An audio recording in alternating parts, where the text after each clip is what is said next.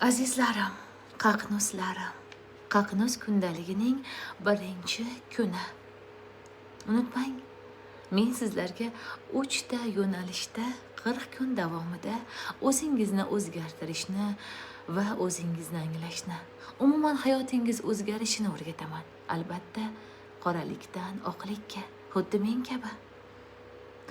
Hozir 3 ta qismdan iborat birinchi kunni e'tiboringlarga havola etaman. Niyat, fikr, mashq. Shunday niyat qilasiz. Bugun men o'zimni tan olaman. Qanday bo'lsam, shundayligim bilan go'zaldirman. Qaytaramiz. Bugun men o'zimni tan olaman. Qanday bo'lsam, shundayligim bilan go'zaldirman. Ichingizda niyat qilasiz. Iloji bo'lsa tashingizda niyat qiling. Chin yurakdan niyat qiling, his qiling. Ikkinchisi fikr.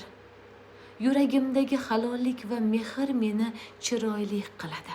Xayolingizda faqat shu fikr bo'lsin. Yuragimdagi halollik va mehr meni chiroyli qiladi. Uchinchisi esa mashq.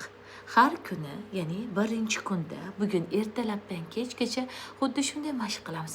Biz soat 2 da boshladik. Shuning uchun kechgacha mana shu mashqni vaqtingiz bo'lganda qilasiz. Ko'zgu qarshisida ayting: men o'zimni sevaman. Men yetarlicha yaxshiman. Men o'zimni sevaman va men yetarlicha yaxshiman. Shu gaplarda ko'zguni qarshisiga borib aytasiz.